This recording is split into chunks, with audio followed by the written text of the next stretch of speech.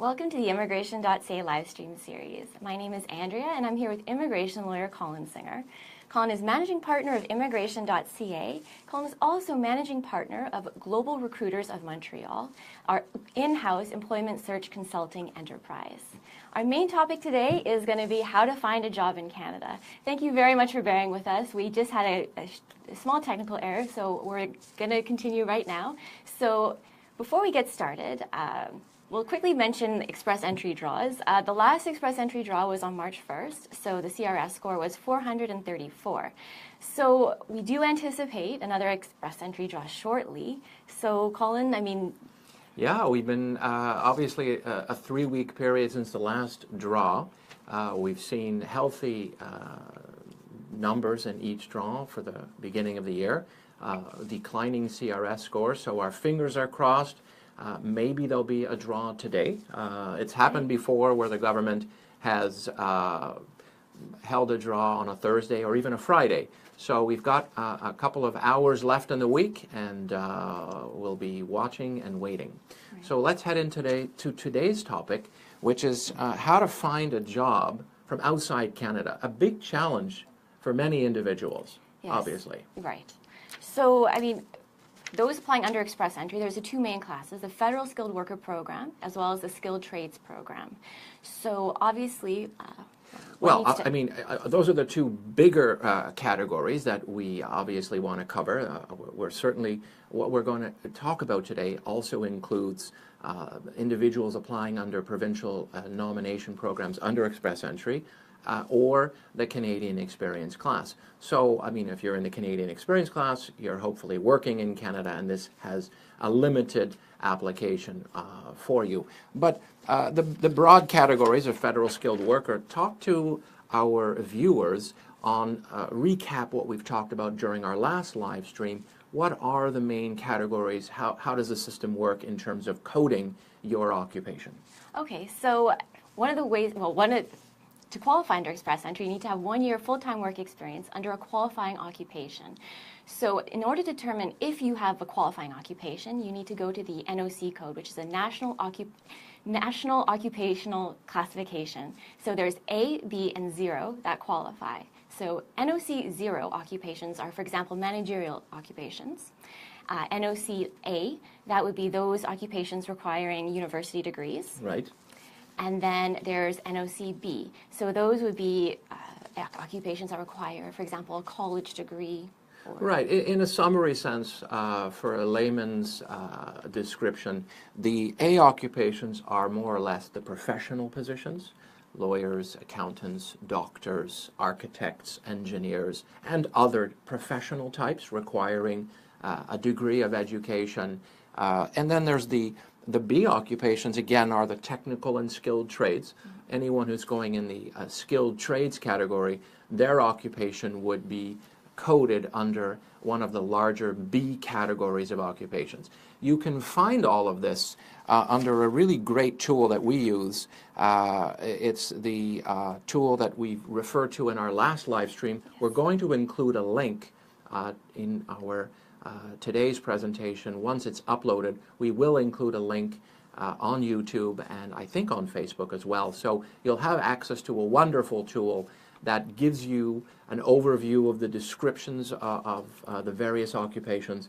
Again, when you're applying for express entry immigration to Canada and you're going in under the either the federal skilled or the trades occupations, really, it doesn't preclude you from looking for positions that are slightly different than your background. Exactly. You're not bound to finding a job that is going to, exactly replicate the application that you're submitting under express entry. What we're talking about is how to practically find a job. Obviously, it has to be related to what you're going to be submitting your application under, because that's what you're most employable under. So what we're doing is we're giving people some perspective on the number of occupations that are covered in this broad category, 347, and how to go about actually looking for the description on what it takes to get employed, the education you generally need. But when you're actually putting practice into operation, you don't need to be worried that you're only looking for positions that match the application that you've uploaded to the express entry system or that you're going to plan to upload. So it doesn't need to be so rigidly tied because when you go into the system, the tool that we've been referring to, there's many sub-occupations that are classified, and you can go and look in many of the various sub-occupations.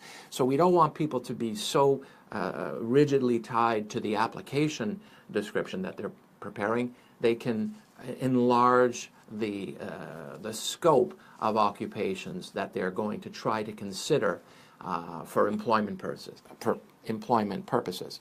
Let's talk about one of the most important parts of this process. So that would be your CV, your resume. So both your digital one as well as the physical copy that you'll be creating that you could obviously send a scanned copy by email. You know, one doesn't, they both are important. So when you're looking for a great application, you want to have, of course, a LinkedIn profile. We often refer to the digital online version really by your LinkedIn profile. And there's some fabulous tools out there. There's these publications called dummy guides. They're a great publication, and you can find an excellent product for how to make a LinkedIn online persona, and there's an excellent dummy guide specifically for your LinkedIn profile. We refer people to that. Of course, when we're preparing digital applications and online versions and written, we also prepare a LinkedIn profile for all our applicant clients. So just summarizing really the important elements of the written version. Okay. Let's talk about the important elements. What goes on top of a CV? Well, that would be your name and your contact details. It's important to include the contact details. Many people just put their name, an email address, and a telephone number. Yeah. You don't need your civic city address or wherever you're living. You don't need to put that on the top, but you surely want to have your email ID. Yes. Let's talk to them about an important email ID consideration. Yeah, just make sure your email ID is short, concise, and then obviously don't put too many numbers at the end. If you can make it your name, that would be great. But obviously, make sure that an employer is good. That's the first thing they're going to see. So make sure that it's something appropriate. Yes. What we want you to take away from this particular short descriptive is don't put inappropriate email IDs as part of your application process. If you have an email ID that is what we will call inappropriate, it's not a good way to start off your job search. So ditch email IDs that are inappropriate, and you can go online and find out what is an appropriate email ID and what is not. Make it really simple. Have it tied to your name if possible, your name and perhaps a year of birth, whatever the situation might hold. And again, at the top of your resume, your contact details really clearly laid out. Some of the resumes that we prepare have an opening statement, a profile, we call it a profile, what you have done and what you can do for the employer. Now, for every job you're going to apply for, you're going to tailor-make your profile to that particular position. Obviously, you're going to have a range of positions that you're looking to apply for, and you're going to want to tailor-make your profile opening statement. It's not mandatory, but we often do include a nice short profile. From there, you've got your education, obviously with your most current accomplishments, then followed by your work experience. We use the chronological. Or the reverse. So your most recent at the top, and then so from most recent to least recent. So again, short descriptions of your work experience. Very important to use forceful verb descriptions. Right. So use one word, start off each sentence. We like to do this, where you start off each description with an impactful verb, managed, all of these types of description where you're using a verb that describes what you've done. You begin each sentence. Again, what we just talked about earlier, very briefly, you want to tailor-make. It's not one resume for every single position. Exactly. So it needs to be tailored to each job you're applying for, because obviously that shows that you've gone through and you've researched the company, you've researched the position, and you took the time to tailor your experiences accordingly to the job. Right. In terms of going about the types of positions that you'll be looking for, we look to research companies by broad industry. So there's a number of tools in Canada where you can identify broad industries, and you want to be approaching companies in your industry. Now,